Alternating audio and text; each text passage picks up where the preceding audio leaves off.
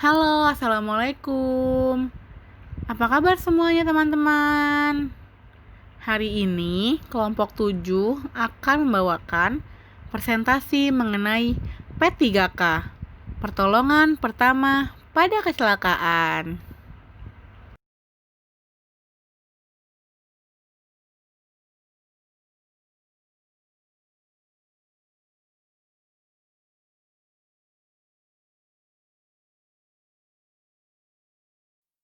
Anggota kelompok 7 terdiri dari 1. Danti Ayusyah Putri, 2. Rina Dwi Novianti, 3. Selma Oktameva, 4.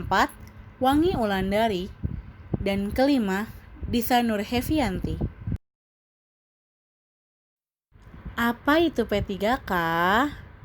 Pertolongan pertama pada kecelakaan merupakan usaha pertolongan segera kepada penderita sakit atau cedera dengan menggunakan medis dasar. Tujuan pertolongan pertama pada kecelakaan: 1. Mencegah kematian. 2. Mencegah cacat yang lebih berat. 3. Mencegah infeksi. 4. Mengurangi rasa sakit dan rasa takut. Pelaku P3K ada 2, yaitu tenaga profesional dan tenaga semi-profesional. Tenaga profesional seperti dokter, perawat, dan sebagainya. Sedangkan tenaga semi-profesional seperti KSR atau PMR yang terlatih dan memiliki diploma P3K yang masih berlaku.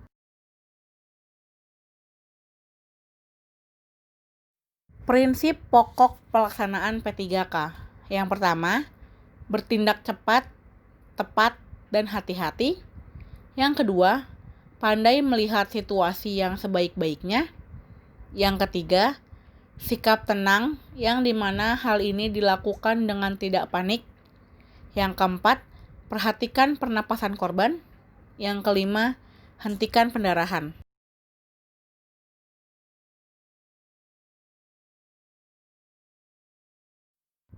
Pedoman P3K yaitu patut. Patut ini memiliki arti setiap hurufnya. Yang pertama, P. Penolong mengamankan diri sendiri sebelum bertindak. A. Amankan korban dari gangguan sekitar tempat kejadian sehingga bebas dari bahaya. T. Tandai tempat kejadian sehingga orang lain tahu bahwa terdapat kecelakaan atau bahaya. U. Usahakan segera menghubungi ambulans, dokter, dan rumah sakit serta pihak berwajib, seperti polisi atau keamanan setempat. T. Tindakan pertolongan P3K terhadap korban dalam urutan yang tepat.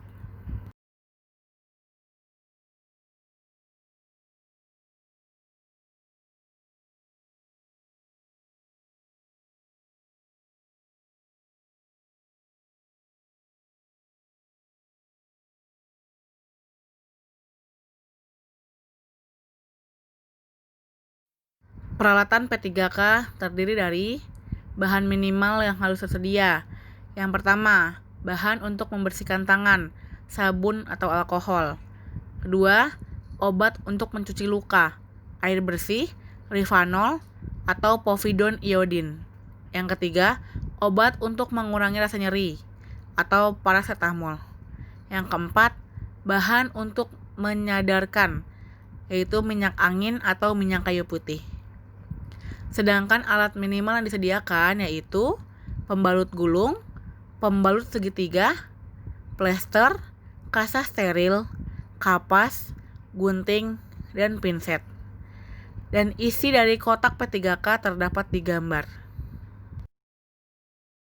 Selanjutnya ada pelaksanaan P3K.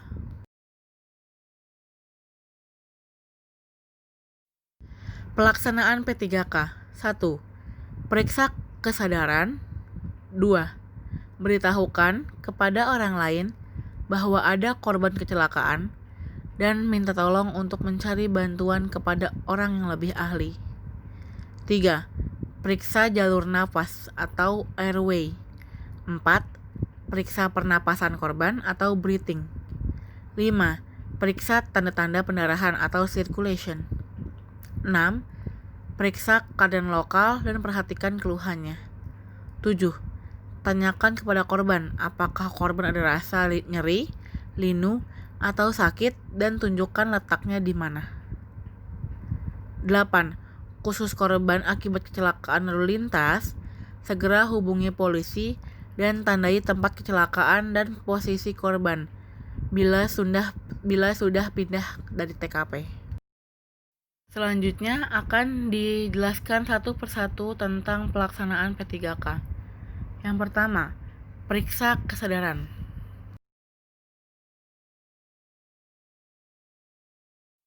Cara memeriksa kesadaran yaitu 1. Panggil nama korban dengan menepuk pipi atau menggoncangkan tubuh korban. 2. Cubit kulit korban dan lihat reaksinya. 3. Periksa refleks pupil korban terhadap cahaya, seperti gambar yang tertera di PPT. 2. Beritahukan dan cari bantuan, seperti di gambar bisa melewati handphone korban atau lain sebagainya. 3. Periksa jalan nafas atau airway, yaitu yang pertama, dorong rahang bawah atau jaw thrust maneuver. Yang kedua, dongkakan kepala dan angkat dagu atau head lift and chin lift. Yang ketiga, silang jari atau cross finger.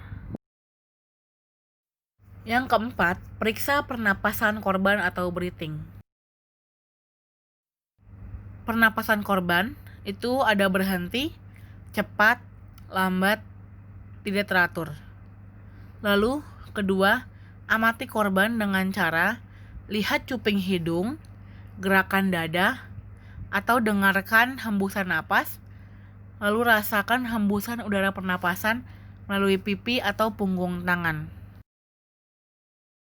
Selanjutnya, periksa tanda-tanda pendarahan atau circulation. Yang pertama, periksa tanda-tanda peredaran darah untuk mengetahui adanya denyut jantung dengan meraba denyut nadi. Jika tidak ada tanda-tanda peredaran darah, pijat jantung bersamaan dengan memberikan nafas buatan. Yang keenam, periksa keadaan lokal dan perhatikan keluhannya. Contoh keluhannya di kaki yang seperti di gambar. 7. Tanyakan korban, apakah ada rasa nyeri, linu, atau sakit di bagian tertentu? Jika memang ada, beritahukan di bagian manakah ada rasa tersebut. 8. Segera hubungi polisi dan tandai tempat kecelakaan. Diusahakan untuk tidak memindahkan korban kecelakaan pada TKP tersebut.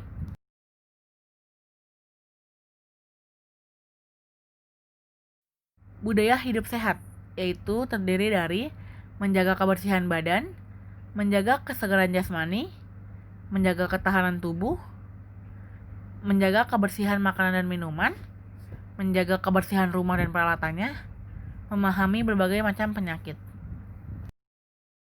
Terima kasih teman-teman telah menyaksikan presentasi kita hari ini. Semoga ilmunya bermanfaat ya. Bye-bye, sampai jumpa. Sehat selalu ya teman-temanku.